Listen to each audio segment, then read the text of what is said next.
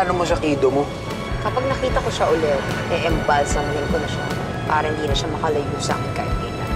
What a coincidence. Akalain mo magkikita pa tayo ulit dyan.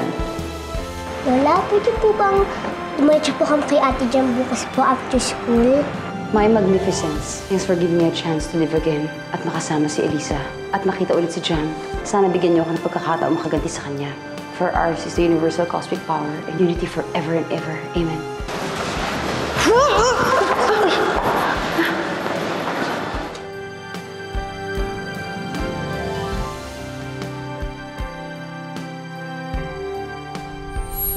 Salamat po. Okay ka lang? Opo. Salamat po sa tulong niyo, ha, Ate. Anastasia. Tawagan mo na akong Ana. Ako naman po si Jam. Hello. Mag-isa ka lang ba? Opo. Ulila na po kasi ako eh. Pero palagi po ako sinasamahan ng mga kaibigan ko. Tuwing kailan ka naman nila dinadalaw? Anak, patingin ko nga kung baka may assignment ka. Ay, Teka na, huwag mo nang damputin, anak. Baka masugatan ka pa. Ako na. tay, nabasag po, tay. Para kanino ba to? Nabasag po yung regalo kay Ate Jam. Ayaw mo na, anak. Bibili na lang tayo ng bago, ha? Araw-araw po nila akong dinadalaw dito. Hindi po nila ako pinapabayaan. Baka po bukas pupunta rin sila. Talaga? Mga anong oras kaya sila pupunta? Ang sabi po nila sa akin, mga tanghali daw po eh. Sana makapunta ka rin, ate, para makilala mo sila. Sana nga. Gusto ko rin sila maabutan. Bakit? Narinig ko po kasi dati yung kay Chong Flore. Sabi daw po niya, pag nakabasag daw po ng salamin, malas daw po. Dati po kasi nabasag ko po yung salamin niya doon sa parlor. Natalo po sa Chitong Eats. Sana po wala pong mangyaring masama kay Ate Jam. Pasyente rin po ba kayo dito?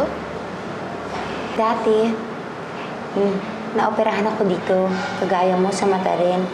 Na-aksidente kasi ako.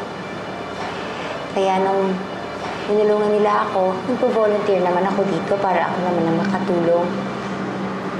Pareho po pala tayo. Hindi rin po ako nakakakita dati. Kaya ang gaan-gaan ng loob ko siya kasi pareho tayo na pinagdaanan.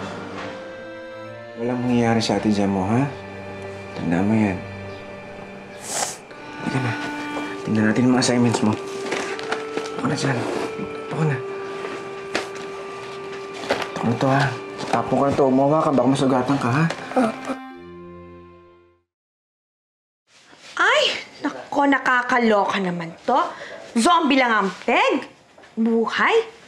Tingnan mo to, Chito, oh. Grabe. Alam mo, palagay ko, may pautang tong babae tapos gustong maningil, kaya nabuhay pa ulit. Hoy! Hoy, Chito! Ano bang ginagawa mo dyan? Kailangan mo matay ako dito, hindi mo ako papansinin. Narinig mo ba yung sinabi ko? Tignan ko lang kung ano yung lumabas sa loto. Nalala ka? Hindi. Kung tumama man ako, di ko sasabihin sa'yo, magulo ka eh. Naabala ko po yata kayo. Hindi nyo naman po ako kailangan samahan dito eh. Okay lang po ako. Di ano ka ba?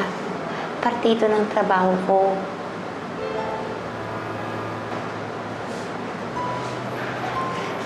Ang ganda naman ito. Bigay po yan nung kaibigan ko, si Elisa. Siya rin po yung gumawa niyan.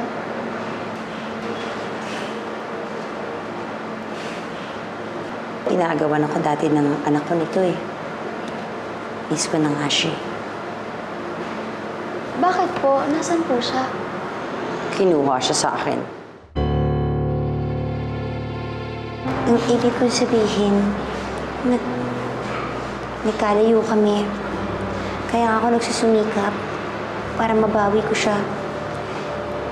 Pinakamahirap talaga para sa isang ina ang mawalan ng anak. Sana po magkasama na po kayo ulit ng anak ninyo. Huwag po kayo mag-alala, pagdadasal ko po kayo. Salamat. Pwede ba kitang dalawin ulit bukas? Opo naman, nandito lang po ako palagi. Salamat, ha? Sandali na lang, Elisa. Makukuha kita ulit. Ate, kailan po ba talaga kayo lalabas? Huwag ka po ba nainip dito?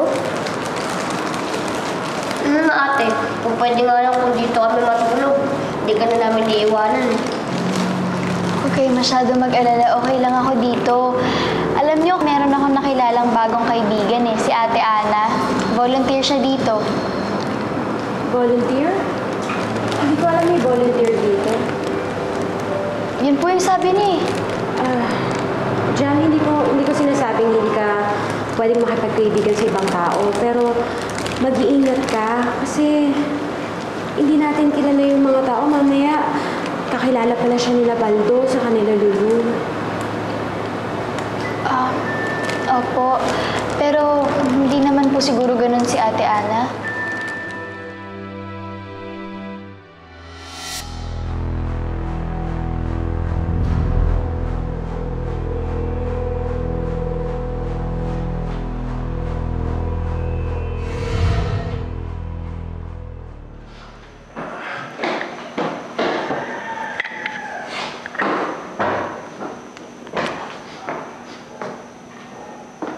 Uy, anong ginagawa mo? Anong nangyari sa itsura niyan? Boy, Anong why? I channeled my spiritual energy to achieve this. Na-inspire ako ng Magnificent.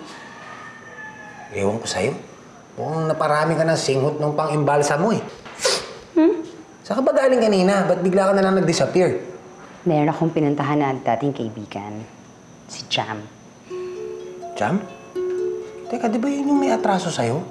Di ba yun yung tumulong sa pagtakas kay Elisa? Sandali. Nagpakita ka sa kanila? Hindi nakilala ka.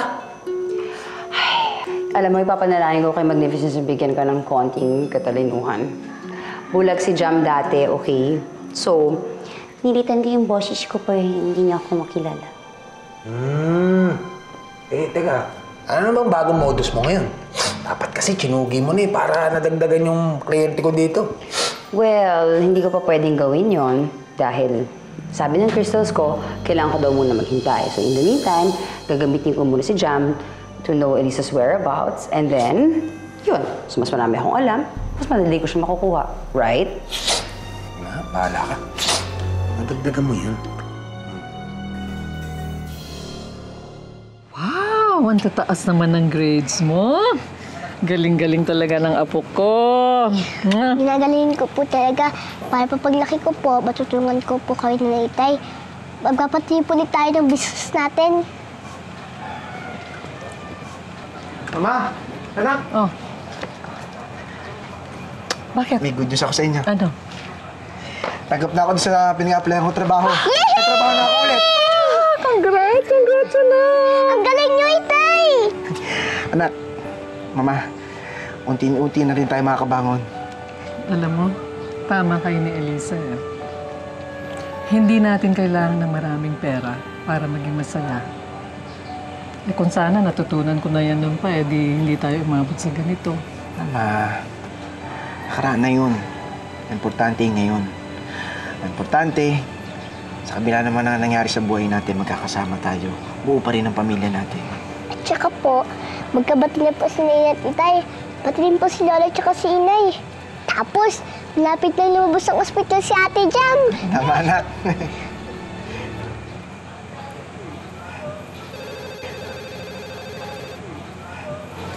Ako na po ang sasagot. Sabi po kasi yun ako kay Tom-Tom. Tatawagin daw po nila ako. Sige, sige na. Mama, patingin nga yung grado ng anak ko. Tataas! Ba? Manang-mana sa lola. Talaga? Thank you.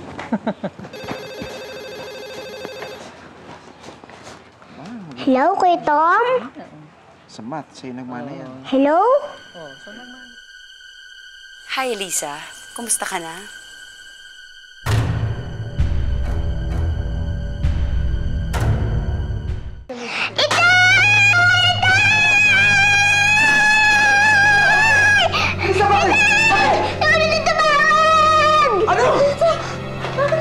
Ano po ito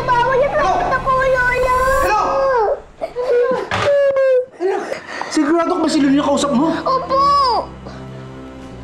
Pero imposible. Di ba sabi mo sa akin patay na siya?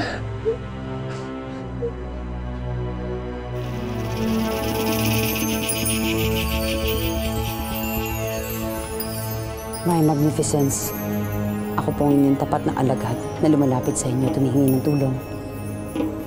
Sabihin niyo po sa akin kung kailan ang takdang oras para mabawi ko ang mga kinuha sa akin. Si Elisa po ang tinutukoy ko. Kaklarify ko lang. Kailan ko siya pwedeng kunin?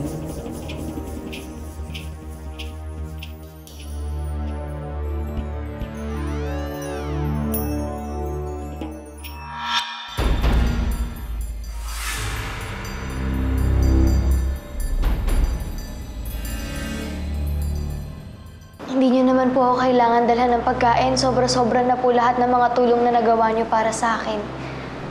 Ano ka ba? Okay lang yun. Tira lang naman yan sa burol. Po? Ang ibig kong sabihin, tira lang yan sa kapurol na niluto ko. Para sa'yo sana. At saka sa mga kaibigan mo kung darating sila. Darating ba sila? Opo, baka nga po papunta na yung mga yun eh. Tama nga si Magnificence. Ngayon ang tamang oras. Ano po yun? Wala. Masaya ako na makikilala ko na sila.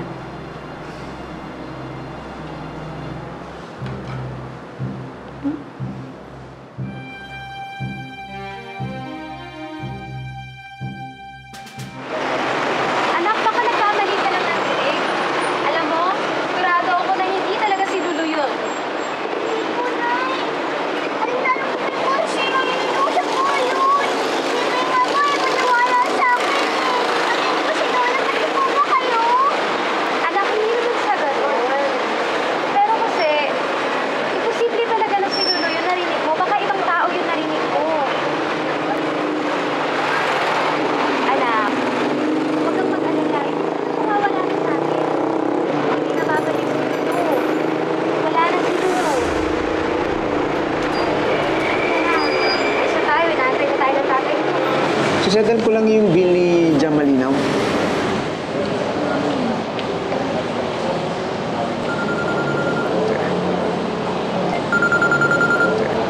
Hello, Roman. Maraming salamat sa return call mo. Roman, hihingin ko sana yung tulong mo eh. May tumawag kasi sa amin kagabi. Sabi ni Elisa, si Lulu daw yun. Pero alam ko imposible. Pero nag-aalala kasi ako eh. Victor, kumpirmadong patay na si Lulu. Baka naman prank caller lang yan. Hindi naman tayo tiyak na siya yun eh. Hindi nga hinala ko. Napaisip ako kagabi. Ang tanging pwede lang gumawa ng sisil. Ginagamit niya yun dahil para guluhin kami. Alam mo yung traumatized yung bata kay Lulu eh. Baka sakaling matrace mo, malaking tulong to kung nasan sisil. Sige, sige. Ako na bahala. Maraming salamat, Roman ha. Malaking tulong yung magagawa mo. Sige. Thank you. Thank you ha. Parating na ba yung mga kaibigan mo? Opo, mga ganitong oras daw po kasi sila pupunta ngayon eh. Ay, Jam, kailangan ko na palang umalis. Po? Akala ko ba gusto niyo po silang makilala? May kaya lang, may gagawin pa kasi ako. Kasi susunod na lang, ha? Sige, Bye.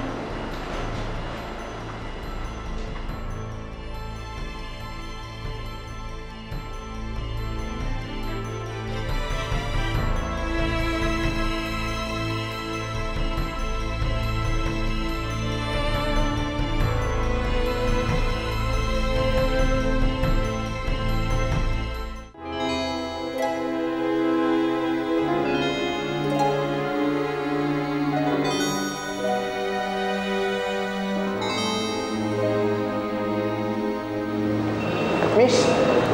Miss? Excuse me? Miss? Hello, Dolores? Nandito na kami sa ospital. Nasaan ka na? Nandito na ako. Oo nga, kailangan din tayo mag-usap eh. Tungkol saan? Bakit hindi mo naman sinabi sa akin na may tumawag pala dito sa anak mo nung isang araw, nakaboses ni Lulu. Takot na takot tuloy itong anak mo. Dolores, pasensya ka na. Pero sasabihin ko naman yung tungkol doon eh. Huwag kang mag-alala, humingi na ako ng tulong kay Roman para malaman natin kung sino talaga yung nagpapanggap na Lulu. Sige. Hintayin nyo na lang ako dyan. Sige.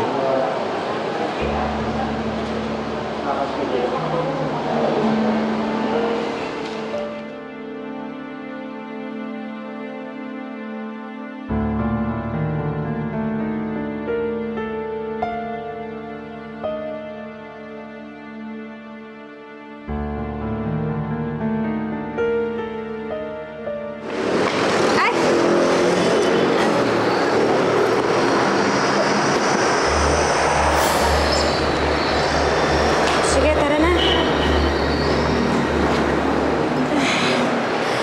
Anak, babalikan din kita ha. Dito ka lang ha. Sandali lang ako ha. Opo. Baka sinadig yung lalaki niyan. Sira tuloy yung mga plano ko.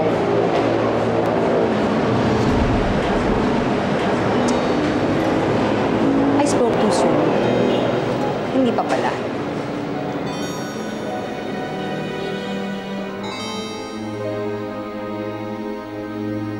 Hindi ko po alam kung paano ko po susuklian lahat ng mga kabutihang ginawa niyo para sa akin, Sir Victor. Jam, di ba sinabi ko naman sa'yo, malaki utang na loob namin sa'yo. Wala kang dapat ipasalamat. Kamusta na pakiramdam mo? Ayos naman na po. Mabuti. Sana si Elisa rin bumuti na rin lagay niya. Po? Bakit po may sakit po ba siya? Maayos naman po siya kahapon na. Nag-aalala kasi ako sa kanya eh. Baka mag-relapse yung post-traumatic stress disorder niya. Kung kailang bumubuti yung lagay niya, baka bumalik na naman. May tumawag kasi sa amin. Kabos si Lulu. Si Ma'am Lulu? Ano ka ba, Jam? Wala ka ba natatanggap na kakaibang tawag o may kinalaman kay Lulu? Wala naman po.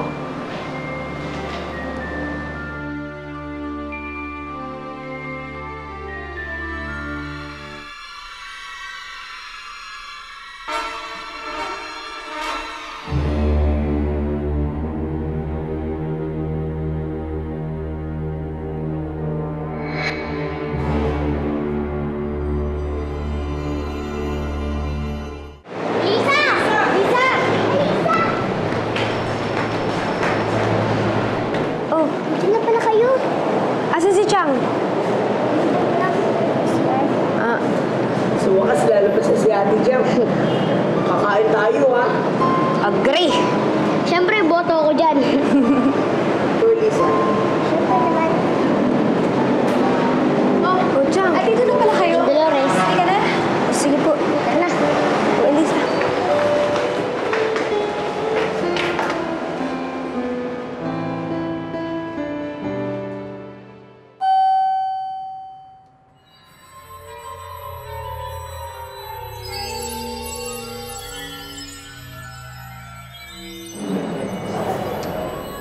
Malas. Sa may crystals ko. Ba't na naman malas? Malas.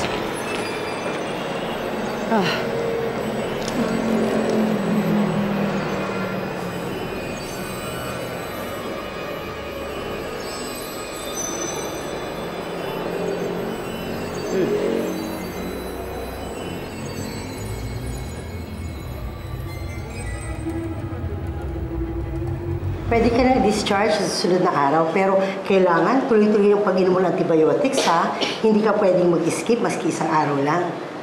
Opo, Dok. Hindi ko po gagawin yun. That's good. Excuse me po muna. Thank you, Doc. Salamat po. Ayos, Ate Jam! Papansin ka naman! Paano? Adat ko na ako sa bahay. Dolores, ano tayo mag-usap? Halika na.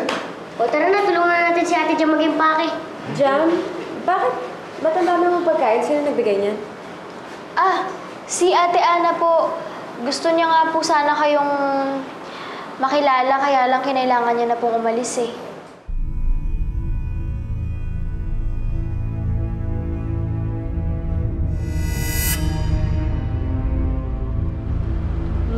May kailangan po ba kayo? Meron. Hindi ko pa nakukuha.